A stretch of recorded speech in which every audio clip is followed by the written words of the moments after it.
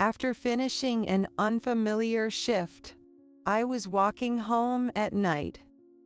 Earlier in the day, I had been roped into helping my son's wife, Christina, with the preparations for a party that I couldn't even attend, doubling my exhaustion.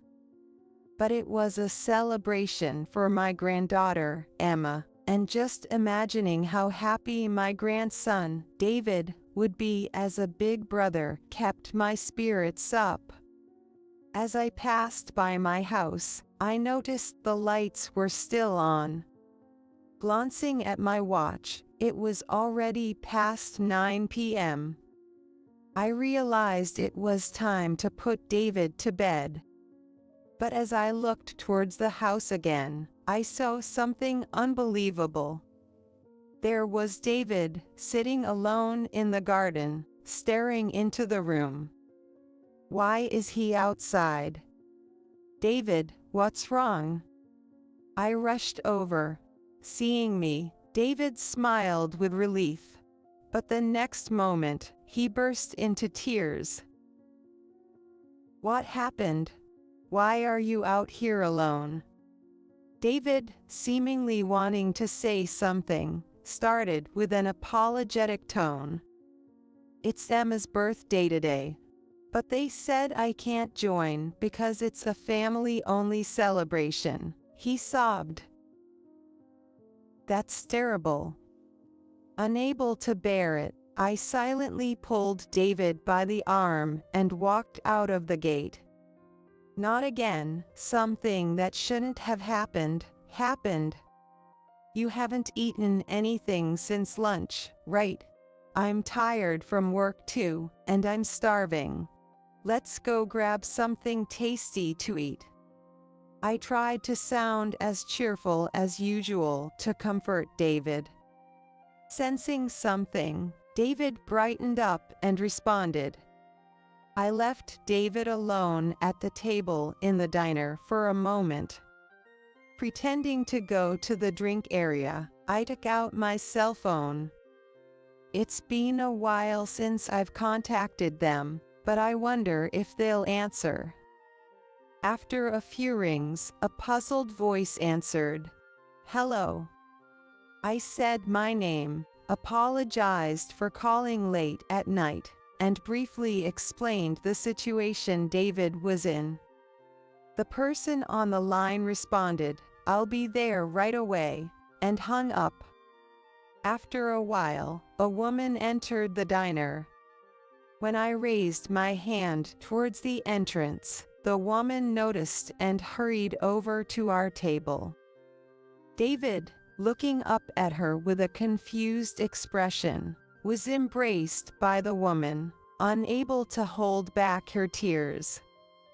Mom, is that you? I am Emily Johnson. I am 57 years old. My husband passed away a year ago, and I live in the house he left behind. My family consists of my son, his wife, and 2 grandchildren, making us a family of 5. It's a complicated story, but my son, Mike, is divorced, and his wife, Christina, is his second. David, the older grandchild, is from Mike's first marriage, and therefore has no blood relation to Christina and the younger grandchild, Emma. Mike returned to our house with David 3 years ago after his first wife cheated on him. At that time, David was emotionally unstable, yearning for his mother in this unfamiliar house. He was only 2 years old. Seeing David like that, I devotedly took care of him. The following year, Mike brought Christina home. Mom, I'm going to remarry her, He announced suddenly. While I thought he was busy with work, he was actually dating her. Although his own son was in emotional turmoil, he had been out having fun. Which left me speechless and disappointed, even though he's my own son. Also, she's pregnant. He added, shocking me further. Sorry for the sudden news, but I hope we can get along. It's a hassle to look for a new house, and this one's big with extra rooms. So we thought we'd just live here. That's all right, isn't it? Mike said with such audacity. But knowing she was pregnant, how could I have turned her away? And so began our life together with my son, Mike, his wife, Christina, and my grandkids. I don't know much about Mike's ex-wife since we lived apart, but Christina didn't do much housework. She seemed to get along well with David, so I thought she couldn't be all bad. However, using her pregnancy as an excuse, she left all the housework to me. I was working part-time and honestly asked her to help a bit with the chores. I have terrible morning sickness. My stomach hurts too much. But she would always have an excuse. I couldn't push her. She seemed well enough, but I know pregnancy can be hard, so I didn't say anything. It feels like I'm being taken advantage of. My husband, who always listened to me, is no longer here. If she says she's suffering, you should be more considerate. No one likes a strict mill these days. Anyway, is dinner ready yet? Mike didn't take me seriously when I tried talking to him about it. I didn't like the way he said, anyway. It was tough holding back my heavy feelings every day. As these days went by, Emma was born. I couldn't see David much when he was born because we lived far away. Living with a baby close by, what a joy it is. Of course, it doesn't mean I love David any less. Seeing a new life born, David's eyes sparkled with pride at becoming a big brother, determined to protect his little sister. I could sense his feelings. I vowed in my heart to love both equally, without comparison. As Emma grew, Christina became harsher with David. She didn't carry him in her womb, and now that she had her own daughter, her love for Emma seemed to take precedence. I guess some women get irritable after giving birth, so maybe it's understandable. I decided to step in and support David more. But Christina's attitude only got worse. Still, David wanted to believe in Christina, who had been kind to him. He tried to help around the house and attract her attention. One day, I came home from my morning shift and heard Christina's shouting from outside. Why can't you do this simple thing? You're just making more work for me. It seemed she was scolding David. Apparently, he tried to make baby formula, but accidentally spilled it. There, it's just a kid's mistake. No need to get so mad. He's trying to help, that's enough, right? I tried to calm Christina. Emily, please keep quiet. If you're going to interfere, you clean up the spilled formula. I couldn't believe she yelled at a child like that. The depth of a child's feelings when scolded by their parents is immeasurable. Sadness, frustration, regret. Seeing David trying to hold back his tears and emotions, I felt utterly heartbroken. Let Grandma take care of this, David. You've done a lot already. I hugged and comforted him, then cleaned the white-covered floor. When little Emma does something clumsy, we say "Hoops." Big brother is really useless, isn't he? Christina glanced at us scornfully before speaking to Emma, who still doesn't understand words. David, ignored by Christina, was trying his best. I struggled to contain my anger towards her. At dinner that evening, I noticed David was missing, so I asked Christina about it. What happened to David? I don't know. Maybe he ran away from home after I scolded him.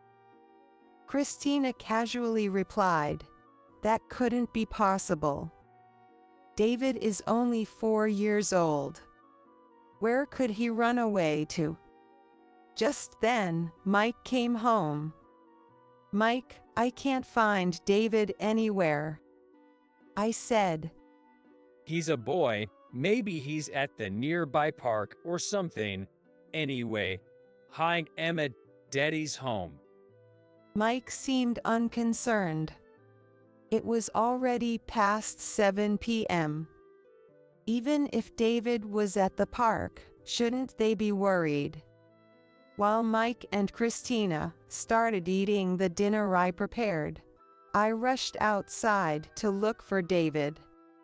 I checked the nearby park, the route to the kindergarten, the usual grocery store.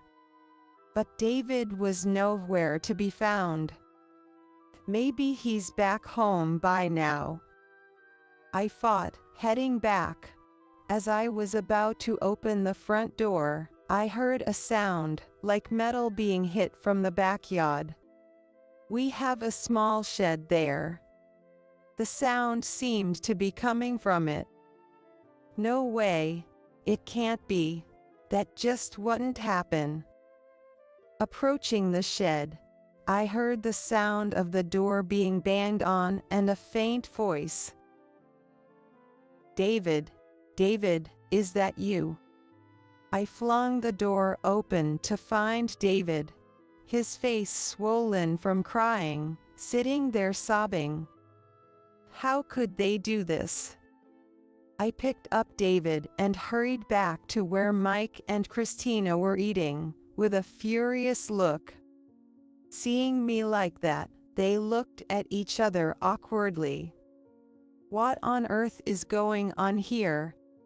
I demanded, still holding the sobbing David. I just heard from Christina." Mike stammered. Christina, without a hint of remorse, blurted out, It's David's fault. He ruined Emma's milk. What were they talking about? Just because he made a little mistake, they locked him in the shed. How could he eat dinner pretending not to know? I raised my voice in disbelief. What are you saying? It was you who made him do it. Even so, this is too much. Don't you have any sense of being a mother? Mike tried to intervene. Now, Mom, calm down. Christina is just tired and irritable from taking care of Emma. Cut her some slack. If you knew about this, you're just as guilty, locking a 4-year-old in a cramped, dark place like that. I was at a loss for words. Well, I did tell her it was too much. Mike said, trying to shift the blame onto Christina alone. Christina glared at him. You should have let David out before stopping her. Are you even fit to be his father? I said, silencing them both. I warned them. If something like this ever happens again, I'll have you two leave this house. What? Mike stammered, and Christina looked down, unable to look me in the eye. I hoped that by saying this, it would prevent any repeat of such incidents. Without another look at them, I took David to the bath, fed him the reheated dinner, and tucked him into a warm bed. Throughout, David was desperately defending them. It's my fault. I made Mom mad. She's not bad. Dad just got home from work. He was tired and hungry. Hearing his brave words made me feel even sorrier for him. I resolved then to never take my eyes off their actions again. After that incident, Mike and Christina never apologized, but my main concern was for David's well-being. Despite what he had been through, he always helped around the house and never lost his smile. I don't know if my constant vigilance or their genuine remorse was the reason, but there were no more terrible incidents towards David. Although Christina sometimes made him do excessive chores or was harsh, David himself said, "Grandma, I'm fine.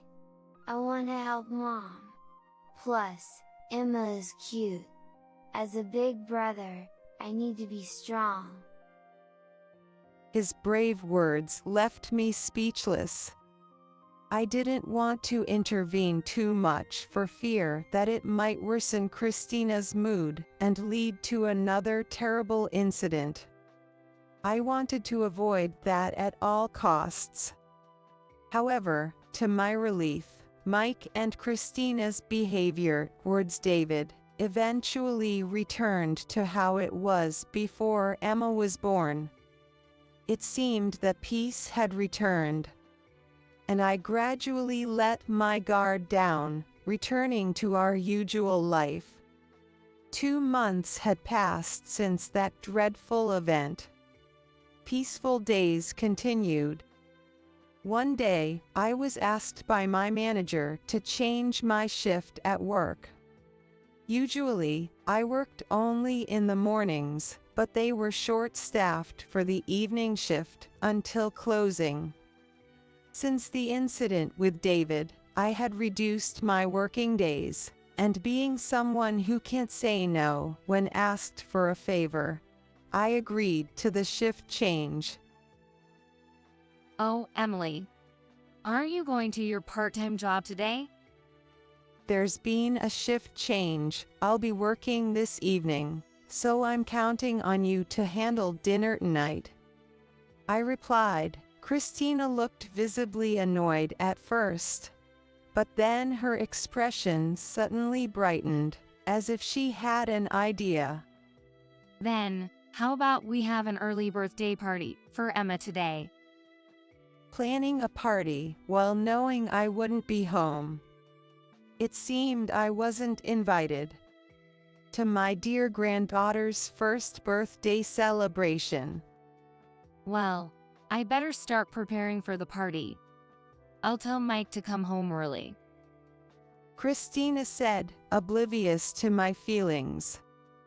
So, Emily, I'm going out to shop. Please take care of Emma. Since you can't attend the party, that's the least you can do.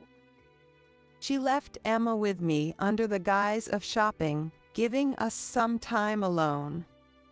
How selfish she can be. Resigned to not making a fuss, I quickly took Emma from Christina and let her go shopping. That evening, after finishing my unusual shift, I walked home in the dark.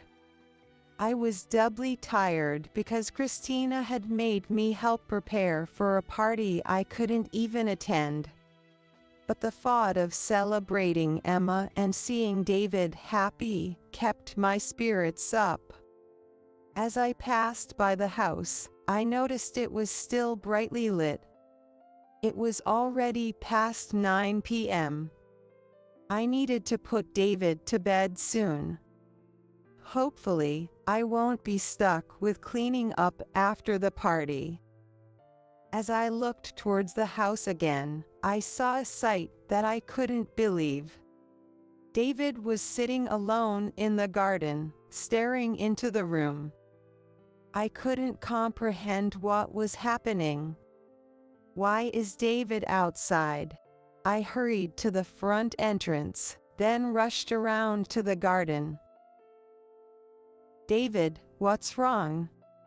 As I approached, he gave a look of relief, and then, the next moment, his face crumpled as he began to cry. What happened? Why are you out here alone? I asked, trying not to barrage him with questions, but I couldn't help myself. David, trembling with sobs, couldn't find the words to reply. How about we go inside for now? I suggested. He looked at me with a surprised expression, as if he wanted to say something. Then he started with an apologetic tone. Today is Emma's birthday. But they said it's a family-only celebration, so I'm not allowed in. He murmured through sobs. How could they?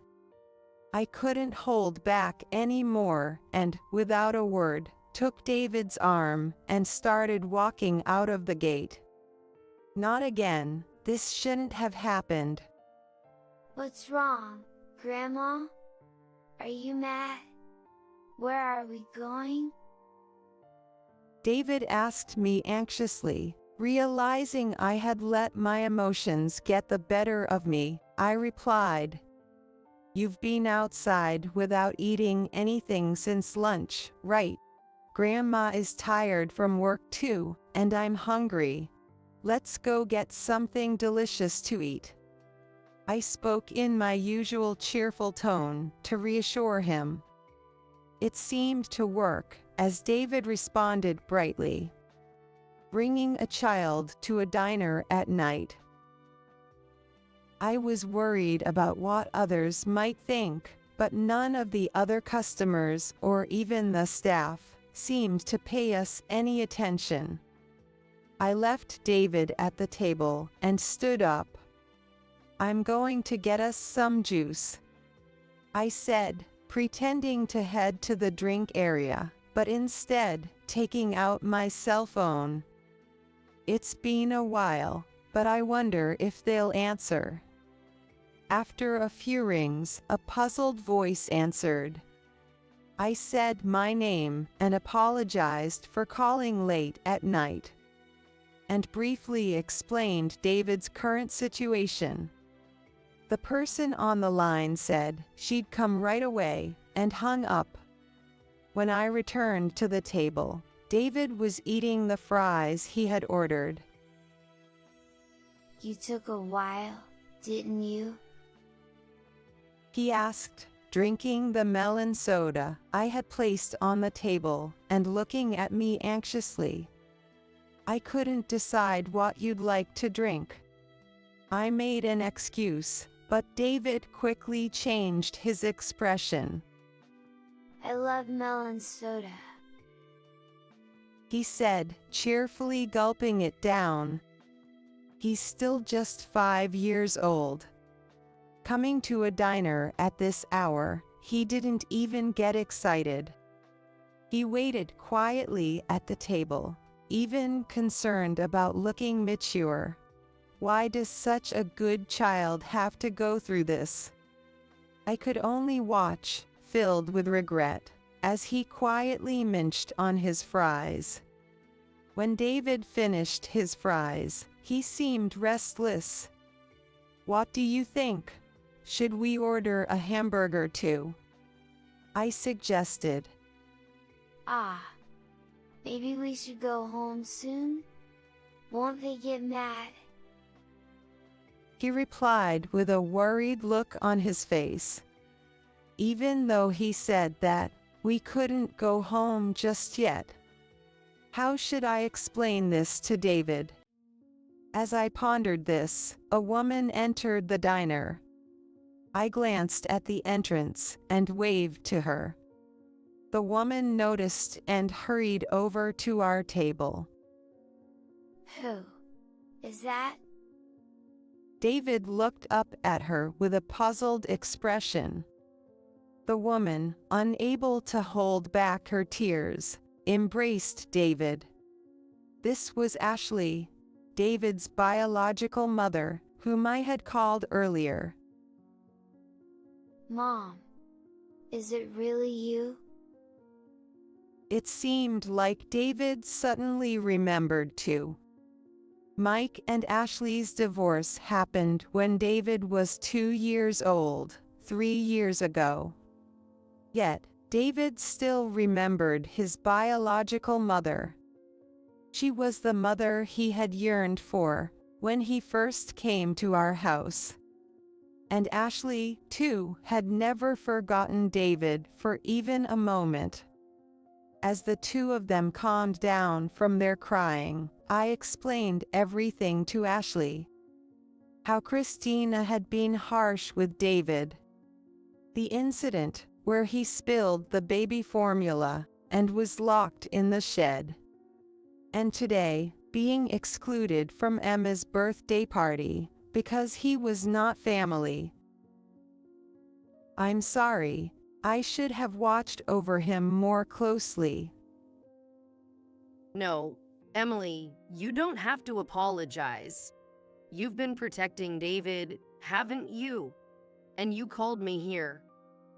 I had hesitated to call her here because Mike had told me Ashley had an affair, which led to their divorce. But she seemed different from what I had imagined.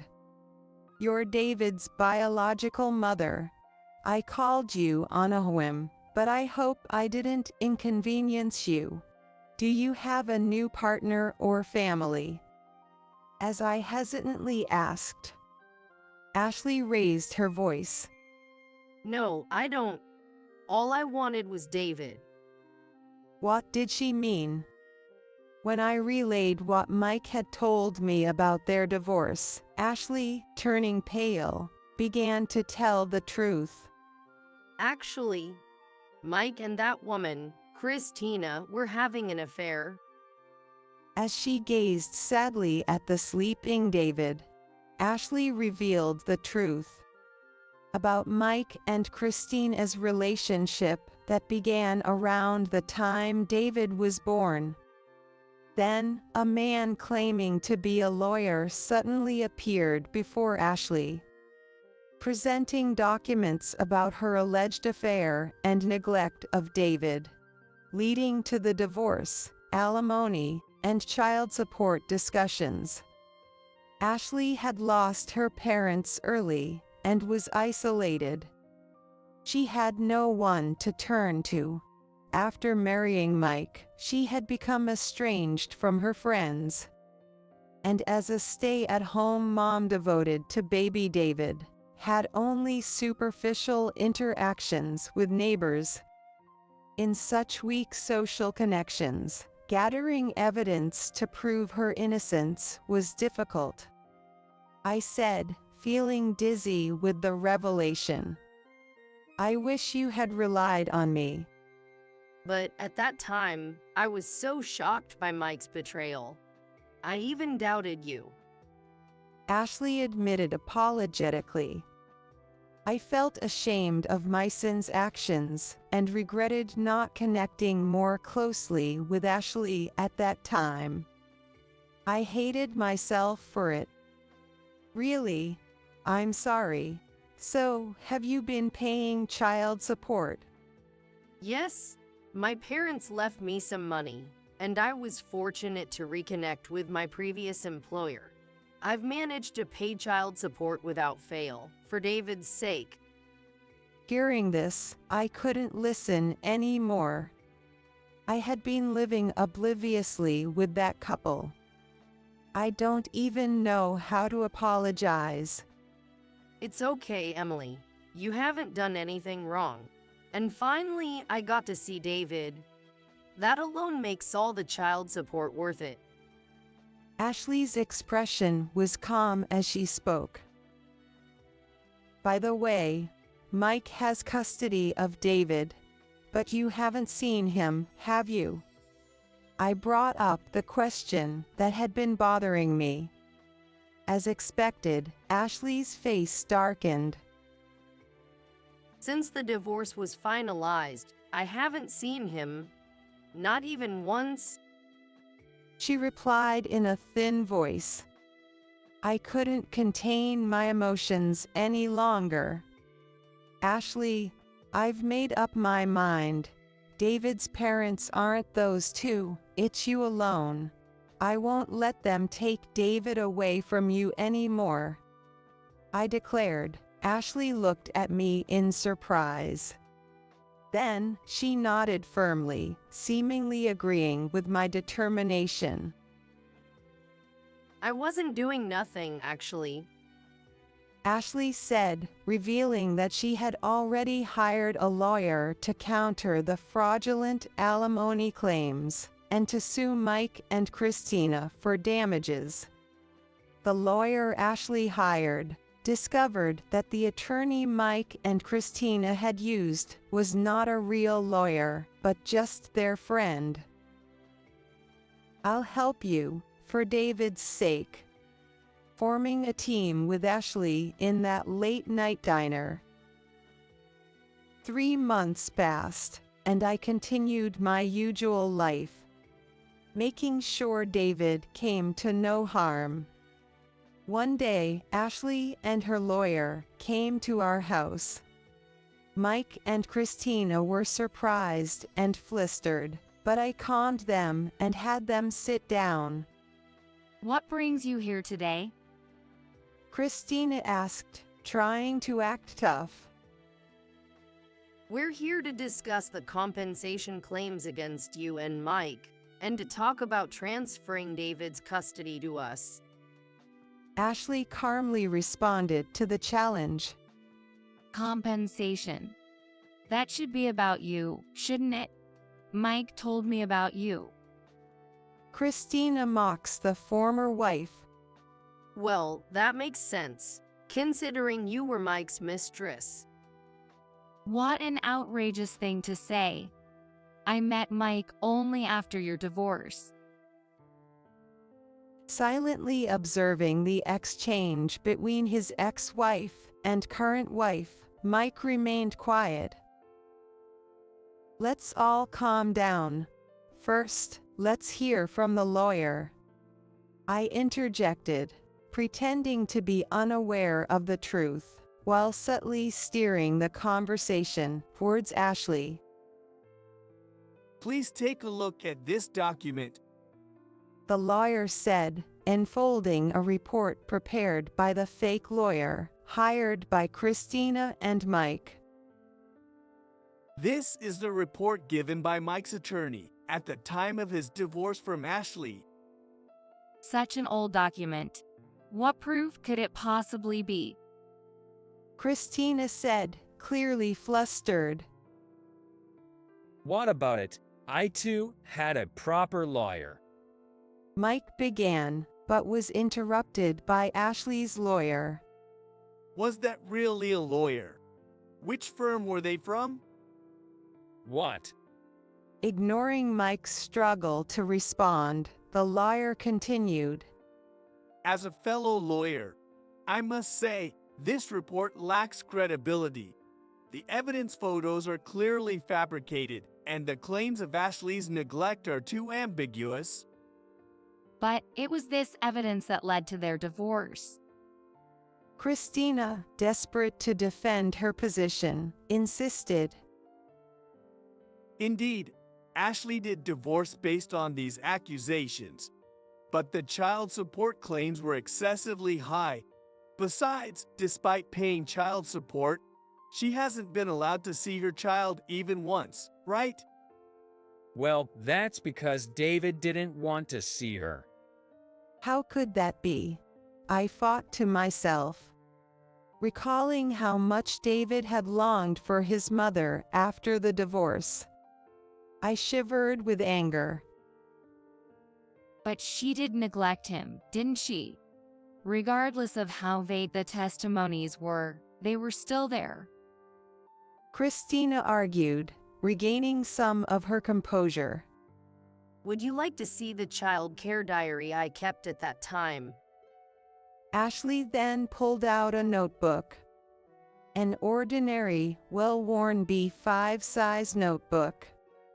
The cover read, David's Child Care Diary. Such a thing could easily be filled in later.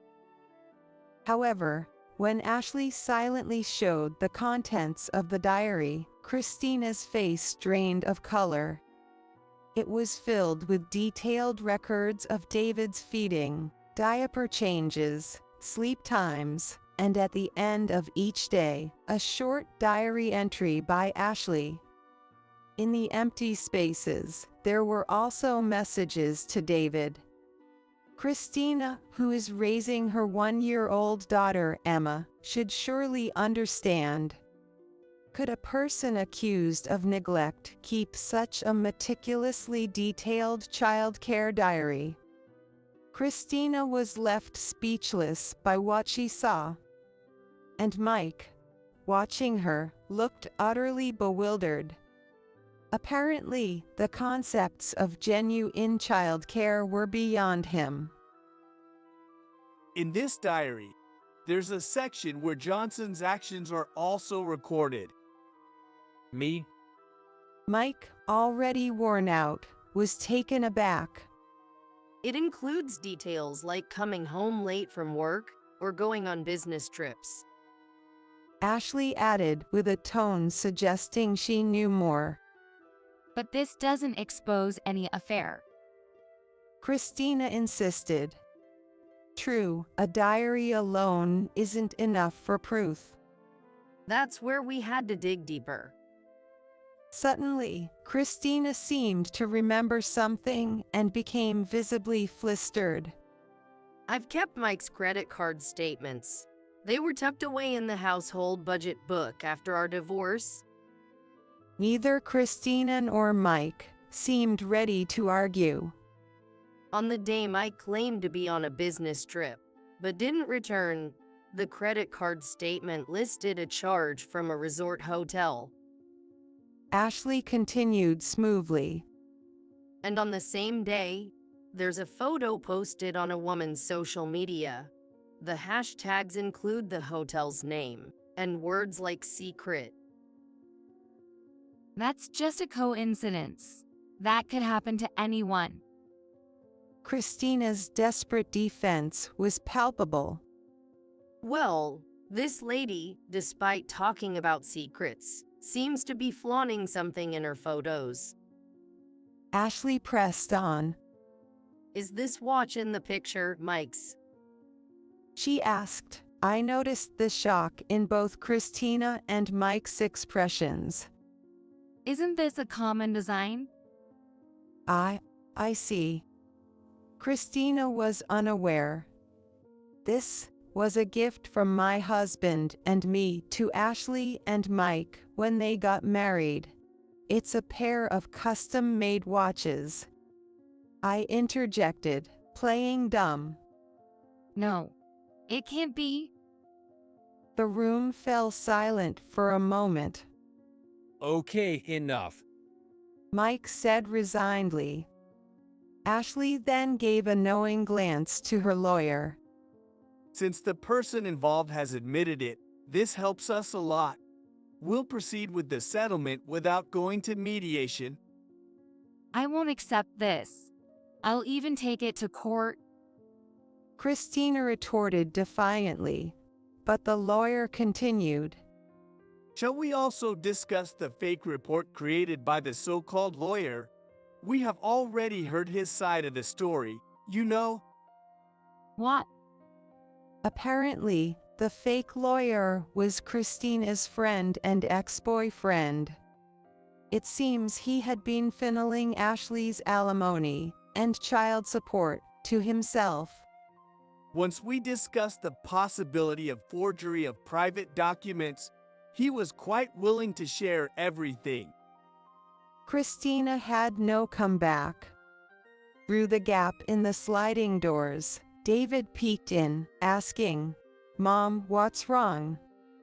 "It's nothing," Ashley replied, her face bright with relief. Let's go home to your new house with Mom. Later, instead of a settlement, a trial took place. This time, Christina and Mike hired a real lawyer. But the outcome was clear. Ashley won custody of David. Mike and Christina's past actions were recognized as criminal. They were ordered to return the excessive alimony and child support they had fraudulently claimed due to the Fuge documents, and pay alimony and child support to Ashley. This led to Mike and Christina blaming each other, eventually resulting in divorce. Christina was disowned by her family, and Emma was taken in by her grandparents. Christina apparently ended up in debt and working in the adult entertainment industry, a fate she brought upon herself. Of course, I cut ties with Mike. I had no intention of taking care of a criminal. Since then, I've let go of the house we used to live in, and now enjoy a peaceful life alone. While Mike continues to pay Ashley, I have no interest in what he's up to. As for Ashley, she and David often visit me. Our relationship has evolved into a friendship. Ashley, in fact, seems to have a budding romance with a lawyer from that time. She comes over for relationship advice, and it looks like David gets along well with him too.